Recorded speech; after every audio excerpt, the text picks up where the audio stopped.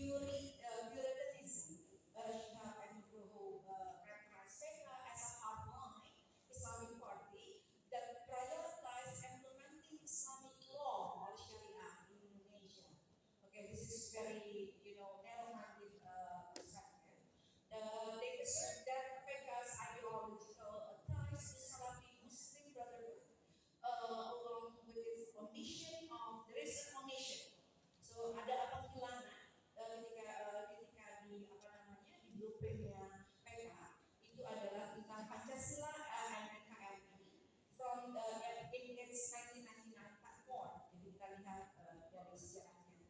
Indicate that it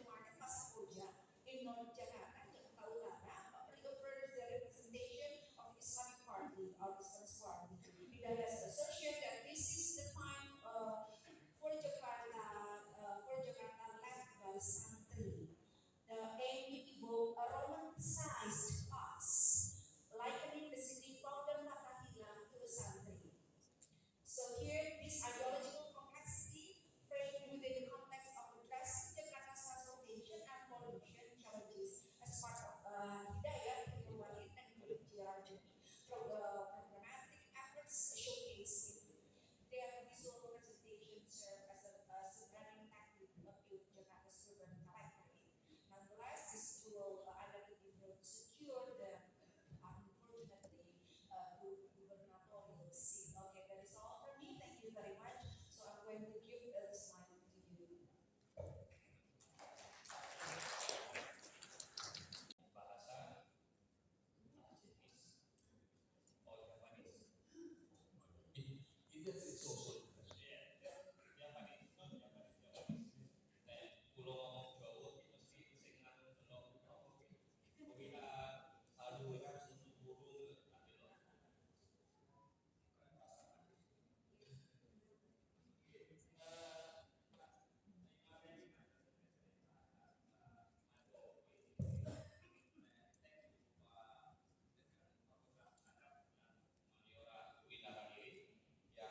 mengajak saya untuk bergabung dalam forum Adia ini, dan saya berharap berdoa semoga saya tidak menyesatkan Bapak Ibu dalam forum yang berbahagia ini, karena ini orang syariah bicara di depan orang teman-teman dari Humanitis.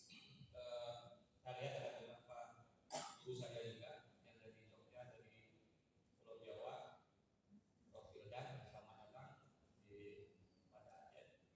Bapak Ibu, ini adalah bagian dari presentasi saya pada saat saya menjadi keynote speaker di IGIS beberapa bulan yang lalu oleh teman-teman Adia, karena mereka melihat di YouTube, mereka minta untuk memaparkan tema ini. Saya tidak mengatakan tema ini penting, tapi ini menjadi concern kita. Dalam beberapa tahun terakhir, saya telah menulis 2 buku. Bukunya itu berjudul Masa Depan Dunia. So, Unprecedented sampai 2130-an. Jadi 2 buku tersebut, satu judul pertama itu Masa Depan Dunia. Judul yang kedua adalah tentang manusia dalam peradaban planetari. Jadi this is new kind of civilization after we move from globalization era. Nah, apa yang ingin saya sampaikan di sini juga terkait nanti dengan MB moderasi beragama. Amanah sudah saya antisipasi di PowerPoint saya, jadi saya bisa pulang ke Darussalam. Karena siang ini saya langsung balik ke kampus, mahasiswa kami mau yudisium.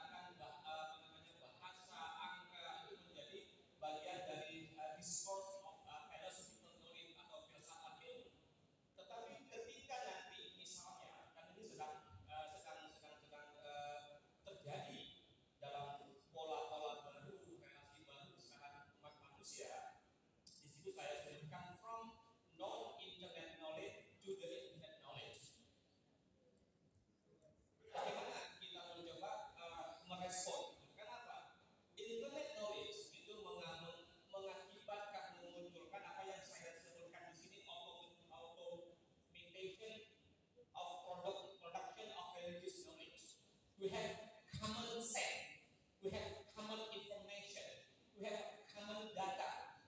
Ketika saya membenci si A, itu harus saya benci si A bukan karena saya ingin benci, tetapi karena fully loaded data yang masuk ke saldo WA saya. Jadi saya terpaksa membenci seseorang tanpa alasan, dan terpaksa juga saya harus mengikut orang tanpa alasan. Bahkan sekarang ada fenomena, the more you naughty in WA group, the more people avoid you. Semakin Anda nakal di grup WA, nakal itu punya bandel, itu semakin orang kalau baca, Anda nggak usah. Kenapa? Di grup WA dia sangat tidak bersahabat.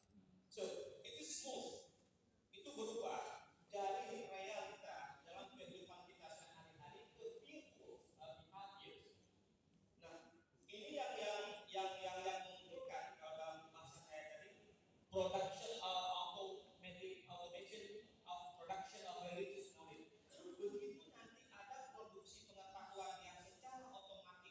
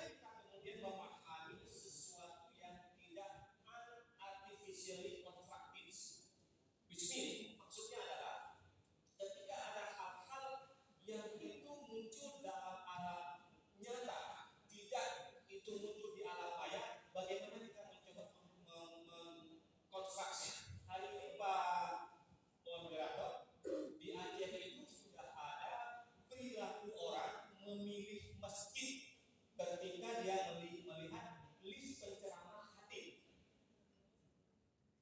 Jadi ketika di-share list penceramah khatib pada hari Jumat di grup WhatsApp, dia sudah bisa memilih masjid mana yang mau dia datangin, masjid mana yang dia avoid.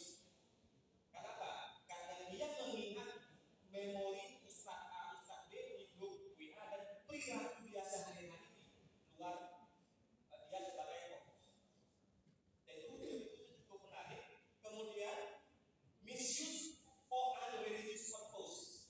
Jadi orang menggunakan sesuatu yang bukan tujuan urusan agama, tetapi digunakan tujuan keagamaan. Itu dalam teori intelijen itu disebut dengan deception theory. Deception theory adalah teori penyesatan.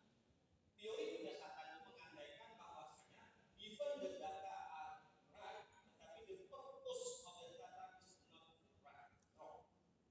Yang ketiga adalah nanti kita bisa diskusi virtual religious behavior based. Orang sekarang mengandaikan perilaku keagamaannya pada virtual. Dan yang keempat adalah dari berteman karena agama ke tidak berteman karena agama. Ini banyak. Contohnya hari ini bagaimana bahan keagamaan itu dijadikan sebagai bahan stand up comedy oleh humor. Jadi dia menjadikan itu sebagai sebuah entertain bagi dia untuk dapat PT untuk usaha kami Jadi dia menggunakan itu. This is not for religious purpose, for comedy purpose, but it does use some kind of religious sentiment. Dan hari ini juga ada muncul lagi yang cukup menarik dan dirikan munculnya Habib yang logik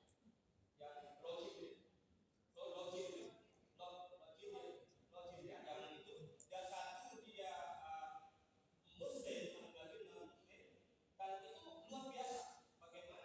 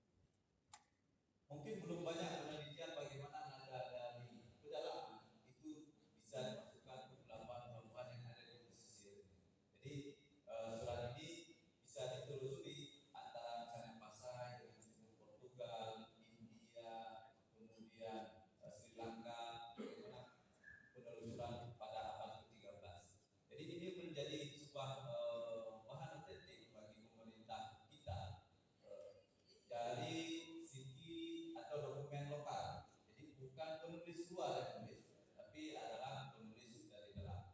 Nah, sayangnya memang dokumen ini tidak di Aceh atau tidak di Indonesia, tapi ini disimpan di Museum Lisbon. Nah, kita bersyukur bisa mengakses itu. Nah, periode berikutnya yang cukup terkenal bagi orang Aceh itu adalah surat atau dokumen Lada Situpa. Lada Situpa itu kalau dalam bahasa Aceh lada segenggam. Segenggam. Walaupun Snow yang menulis tentang Lada Situpa itu mengubah makna dari yang disebut bahwa orang Aceh sampai ke sana kelaparan dan sebagainya. Namun dalam beberapa penelitian yang terbaru menemukan bahwa yang dimaksud dengan lada setupa itu adalah memberi contoh ladang kepada Sultan Turki. Nah, itu kerjasama paling awal Aceh dilakukan pada 1538. Yang kita tahu bahwa Turki juga sebuah kesultanan yang besar, tetapi mereka tidak menguasai laut. Jadi mereka armadanya itu lebih di darat, lebih kuat di darat. Nah, menurut beberapa peneliti Turki bahwa Aceh itu armadanya lebih kuat di laut. Dengan yang kita ketahui beberapa kapal nanti kapal-kapal yang dikuasai baik dari Portugis atau kapal-kapal yang dibuat oleh Turki untuk Aceh. Nah, dari kerjasama Lada Situpa itu ada sebuah meriam yang sangat indah sekali dihadiahkan oleh Sultan Turki kepada Aceh, yang ini memang disimpan di Museum Rombeng Belanda saat perang 1874 itu dibawa ke sana. Ini salah satu bukti otentik. Surat sangat panjang sekali tentang proses Lada Situpa yang dibawa ke Turki melalui Mesir dan masuk ke Turki. Periode berikutnya ada sebuah surat yang paling juga sangat penting adalah surat Sultan Alauddin kepada Henry Middleton saat mereka mencari lada ke Aceh sampai mendapat izin saat masuk ke Periaman. Kita tahu pada periode itu Periaman di bawah Aceh. Jadi surat ini untuk meminta izin Henry Middleton itu untuk membeli lada dan cengkeh di Aceh, sehingga pada tahun 1603 dia kembali ke Eropa, bisa membelikan bisa menjual lada yang cukup banyak sekali.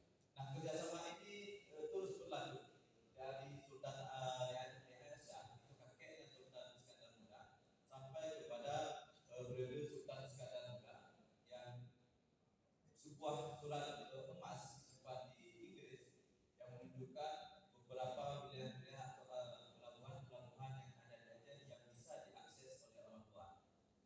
Itu yang ingin saya katakan menurut saudara. Jadi orang jualan bukan lokal. Ya, jadi hubungannya dengan Eropa. Jadi semua titik-titik itu ditunjuk oleh Sultan Iskandar Muda, sultan yang sangat diagungkan di Aceh itu, untuk bisa disinggah oleh para pelayan atau pedagang dari Eropa, khususnya Inggris.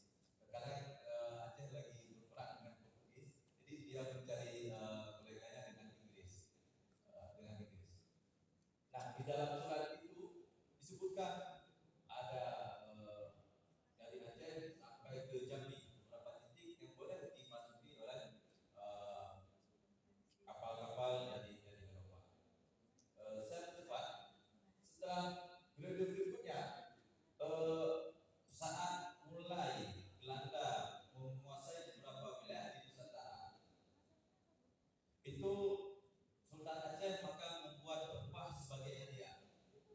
Rempah sebagai hadiah itu bukan lagi sebagai bisnis. Kita bisa lihat pada 1837 sebelum invasi Belanda ke Aceh itu, Sultan Aceh